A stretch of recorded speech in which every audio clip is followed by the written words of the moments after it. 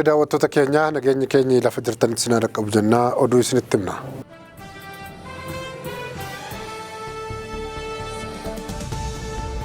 Mootummaan Itoophiyaa dhaabbilee siivilii sadii cufuusaa jaarmiyaan mirga namoomaa baabsu Amnesty Internationaliin balaaleffate.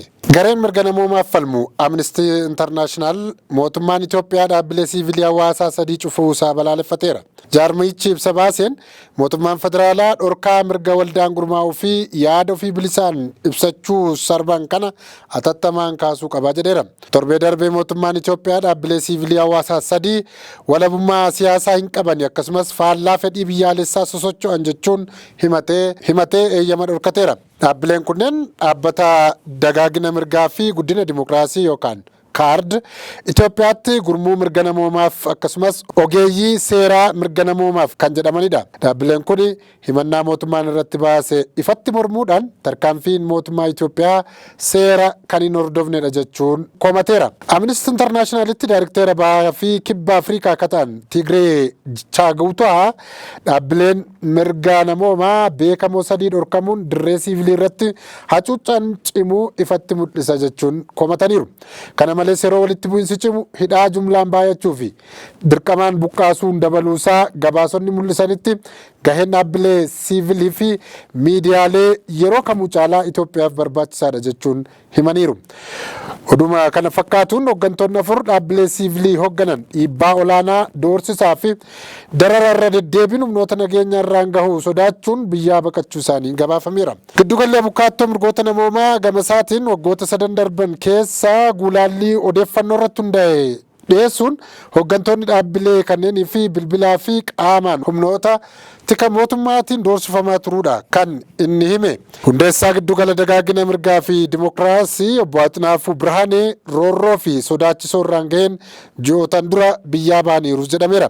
Kana malees daayirekteera ogeeyyii mirga namoomaatiif kan falman aadde Eden Fissaa fi kan iddoo isaanii bakka bu'an aadde Masarat Aliis akkasuma biyyaa bahuun dhaga'ameera. Daayirekteerri mana maree mirgoota namoomaa Itoophiyaa obbo Daan Yirgaa dhiibbaa qaamoleetti kan nageenya irraan gaheen biyya akka baqatan dhaga'ameera. Akkasumas hojjettoonni dhaabbatichaa biroo dhiibbaan isaan irra gahaa jiraachuun himameera. Rakkooleen akkasii kunneen furamuu dhabuun dhaabbileen kunneen abdii kutachiisuun homaa duubatti waan deebisu jechuun jaarmiyaan mirga namoomaaf baabsu Amnesty Internationaliin himeera. Dhaabbileen kunneen akeekkachiisa tokko malee ugguramuun hojjettoota dhaabbatichaa irratti rifaatu guddaa akka uumes jaarmichi himeera. Dhaabbileen siivilii kunneen hirmaannaa falmii mirgoota namoomaaf taasifaman irratti dhiibbaa kan uumuu fi dirree falmii mirga namoomaa kan dhiphisu ta'uu jaarmiyaan kun ibseera. Akkasumas dhaabbilee siivilii kanneenii fi tigni akka taasifamus gaafateera. Daandiin qilleensa Itoophiyaa balallii torban guutuu gara Dambidollootti eegaluuf akka jiru beeksise. Daandiin qilleensa Itoophiyaa kana duraa balallii torban keessaa guyyaa 4 gara Dambidollootti taasisaa ture gara torban guutuutti guddisuuf akka jiru har'a beeksiseera. Daandiin qilleensichaa balallii guyyaa gaafa Sadaasa 27 bara 2017 akka lakkoofsa Itoophiyaa irraa eegalee gara magaalaa Dambidollootti kan taasisu ta'uu daandiin qilleensichaa himeera.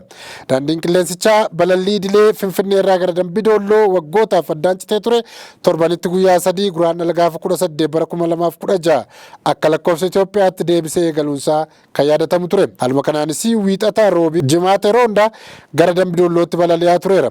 Balallii gara Dambidollootti gaggeeffamu sababa rakkoo nageenya naannoo sanaatiin yeroo dheeraaf adda citee ture. Hawaasni komii kaaseen yeroo muraasa booda deebi'ee tajaajilaaf akka banamu daandiin qilleensa Itoophiyaa ibseera. Yeroo ammaa kana garuu guutummaa guutuutti torban keessaa torban guutuutti balallii akka jalqabuuf jirus dabalee eereera.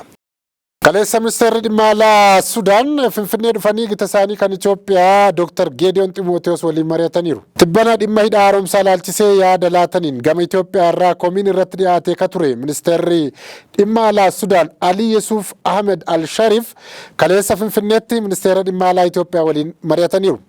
Ministeerri dhimma alaa Itoophiyaa Dr. Geediyoon Ximooteos kaleessa ganama ambaasaaddara Ali Yesuuf Ahmed Al-Sharif wajjin waajjira isaaniitti simachuun dhimmoota biyyoota lamaanii fi haala yeroo Sudaan irratti mari'achuu isaanii dhaga'ameera. Marii sana irratti Dr. Geediyoon Ximooteos dhimma hidhaa haaromsaa dabalatee dhimmoota waloo irratti marii kallattii fi itti fufinsa qabu akka barbaachisu hubachiisaniiru. Ministeeronni lameen hariiroo biyyoota lamaanii akkaataatti cimsuu danda'an irrattis mari'ataniiru. Ministeerri dhimma alaa Sudaan Ali Yusuf Ahmed Al-Sharif torban darbee televezyiinii biyyattii irratti dhiyaatanii gaaffii taasisaniin dhimma hidhaa haaromsaa irratti wantoota furmaatan arganne gara waraanaatti ce'uu malu jechuun himanii turan. Kana malees mariin dhimma hidhaa haaromsaa irratti taasifamu yoo hin milkoofne Sudaan Masrii cinaa dhaabbachuu akka dandeessudha kan isaan himan. Haasawa kana hordofee ministeerri dhimma alaa Itoophiyaa ambaasaaddara Sudaan Finfinneetti argaman Alzaahin Ibraahimin waamuudhaan marii taasiseen Itoophiyaan yaada Ali Yusuf Ahmed Al-Sharif laataniin akka mufatte ibsuu isaanii kan yaadatamu ture. Hoogganaan raayyaa ittisa biyyaa Sudaan Jeneraal Abdul Fattah Al-Burhaan kaleessa Eertiraa deemanii pirezidaantii Isaayyaas Afeworqii waliin mari'atuun dhaga'ame. Hoogganaan raayyaa ittisa biyyaa Sudaan Jeneraal Abdul Fattah Al-Burhaan gara Eertiraa imaluun daawwannaa hojii taasisaniiru. Jeneraal Al-Burhaan aangawoota olaanoo Sudaan waliin Asmaraa yeroo gahanitti pirezidaantiin Eertiraa Isaayyaas Afeworqii simannaa akka taasisanii fi ministeerri beeksisaa Eertiraa obbo Yimaanee Gabre Masqal karaa toora miidiyaa hawaasummaa isaanii irratti ibsaniiru. Jeneraal Al-Burhaan waliin ministeera aadaa fi beeksisaa akkasumas daayirktara olaanaa tajaajila nageenyaa Sudaan dabalatee aangawoonni olaanoo biroo Asmaraa dhaqaniiru. Daawwannaa sanaan gaggeessitoonni kunneen dhimmoota biyyoota lamaanii haala yeroo amma Sudaan keessa jiruu fi dhimmoota yeroo qaxanaa sana keessa jiru akkasumas haala naannichaa irratti akka mari'atan ministeerri beeksisaa Eertiraa ibseera. Aangawoonni olaanoo Sudaan erga takkaa Itoophiyaa fi Eertiraa imaluun marii aangawoota biyyoota waliin taasisaniin waa'ee waraana waliin Sudaan keessatti gaggeeffamaa jiru ajandaa isaanii akka ta'e miidiyaaleen gabaasaniiru. Humna addaa biyyattii kan Jeneraal Mohaammed Hamdaan Dagaaloo hameetiin durfamuun dhiibamuudhaan teessoo isaanii magaalaa buufata Sudaan taate keessa kan godhatan Jeneraal Al-Burhaan torbanoota darban iddoowwan garaagaraa keessa injifannoo argataa akka jirantu himama. Biyyoota ollaa Sudaan murteessoo ta'an lamatti kan imalanis duula waraana gaggeessaa jiraniif deeggarsa cimaa akka argachuuf jiranidha. Kaleessa kan isaan himani. Baatiiwwan duraa immoo muummicha ministeera Itoophiyaa Dr. Abiy Ahmed gara magaalaa buufata Poort Sudaanitti imaluudhaan Jeneraal Abdul Fattah Al-Burhaan waliin wal arguudhaan dursaa biyya jalqabaa ta'uu isaanii gabaafamuun kan yaadatamu ture. Afrikaatti buqqaatonni harka 80 ta'an Itoophiyaa dabalatee biyyoota 5 keessatti akka argaman dhagahame. Afrikaa keessatti waggoota 15 darbanitti lakkoofsi namoota qe'ee isaanii irraa buqqa'anii dachaa 3 dabaluu fi kanneen keessaa dhibbeentaa 80 ta'an Itoophiyaa dabalatee biyyoota 5 keessatti kan argaman ta'uu giddugalli hordoffii fi buqqa'iinsa biyya keessaa addunyaa beeksiseera. Akka gabaasa dhaabbatichaatti haga bara 2023tti lakkoofsi lammiilee Afrikaa qe'ee isaanii irraa buqqa'anii kitila 35 gaheera. Kunis lakkoofsa buqqaatota sadarkaa idil addunyaa jiru keessaa walakkaan lammiilee Afrikaa ta'uu kan agarsiisu ta'uu hoogganaan dhaabbatichaa Aleksaandiraa Bilaak himaniiru. Afrikaa keessatti buqqaatonni irra caalan dhibbeentaan 80 Itoophiyaa dabalatee Somaaliyaa, Sudaan, Dimokiraatik Koongoo fi Naayijeeriyaa keessatti kan argaman ta'uu Ajaans Firaans Pirees gabaaseera.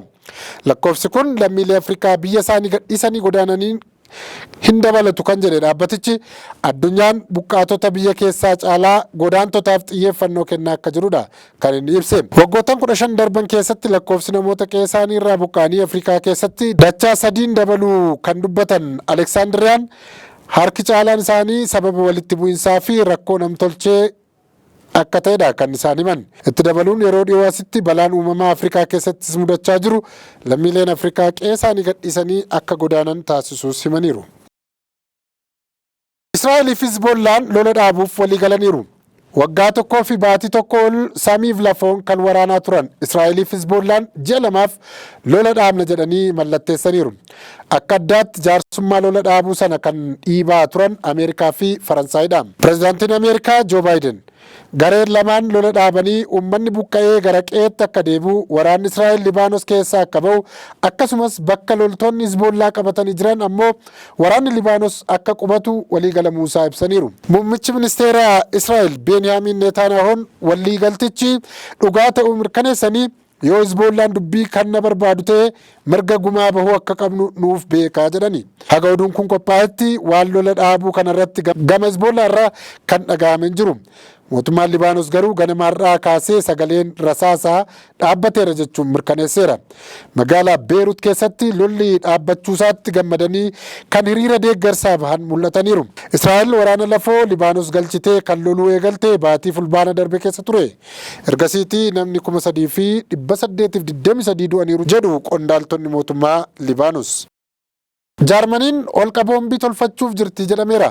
Erga eegalamee waggaa 3 guutuuf ji'a muraasa qofa kan hafe lolli Raashiyaa fi Yuukireen jidduu amma daranuu hammaatee gara boombii lubbuu hunda balleessu fayyadamuu dandeessisutti deemaa jira.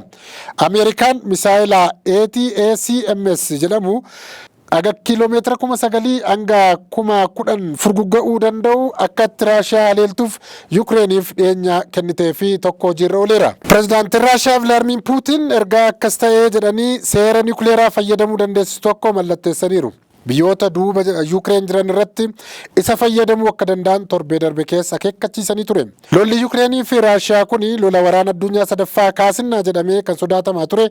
Amma niwukileera lubbuu hunda balleessu fayyadamsiisuu mala sodaa jedhu biyyoota hedduu keessatti uumeera. Biyyoonni Awurooppaas sodaa kanarraa ka'anii boolla yookaan holqa lammiileen isaanii keessa dhokatan qopheessuutti jiru. Holqa boombii tolchuun kan beekamtu Jarmaniin karoora kana bal'inaan itti deemaa jirti. Boombiin Raashiyaarraa yoo itti darbatame uummanni akka keessa daatuuf kan oolu holqi mana jireenyaa jala buufata baaburaa lafa jala gamoo mootummaa jalatti tolfamuuf karoorri guddaan qabameera. Hoogganaan paartii naazii kan ture Hitler osoo dhumarratti of hin ajjeesiin dura lola Berliin keessaa kan ajajaa ture holqa boombii irraa ittisuuf tolfamee fi keessa dahateetu ture. Jarmaniin wayita waraana addunyaa lammaffaa fi isaan booda holqa kanaaf oolu gara 2,000 qabdi ture. Jarman lamaan erga walitti makamanii lolli qabbanawaa dabreetii garuu baay'ee isaa cuftee amma kan jiru gara 579 jedhameera. Jarmanii fi Raashiyaan lolatti yoo kan seenu ta'e dahoo akkasii babal'isuun barbaachisaa ta'uusaa ministeerri haala biyya keessaa beeksiseera. Yoo niwukileerii yookaan boombiin darbatameef dursee odeessa uummataan ga'uu kan dandeessisu appilikeeshiniin tolfamee uummata biyyattii harka ga'eera jedhani dubbii himaan ministeerichaa. Raashiyaa keessatti gurbaan quraana gubee hidhaa waggaa 14 adabame. Dargaggeessi Raashiyaa ganna 21 wayita quraana gubuu kan agarsiisu toora sabaa himaa hawaasaa irratti baasnaan biyyattii keessatti dheekkamsa guddaa kaasee ture. Gurbaan quraana gube suni maqaan isaa Nikitaa Zuraavil kan jedhamu yoggaa ta'u jireenyi isaa naannoo Volgogiraad jedhamu keessadha. Gurbicha qabee kan qorataa ture biiroon tika Raashiyaa waanan argadhe jedhee ammaaf ifa baaseera. Nikitaan sababa quraana gubee fi biyyattii keessatti jeequmsi amantaa fi uummata akka ka'u gochuuf yaadamee shira itti kennamedha jedhe. Shira sana duuba kan jiru humnoota basaasaa Yuukireenidha jetti Raashiyaan. Dhumarratti gurbicha waggaa 14 akka hidhamuuf manni murtii ajajeera kan jedhe Rooyitersidha. Daawwattoota keenyaa oduu har'aaf jennu kanumaan goolabnaa turtii gaarii isiniin jenna.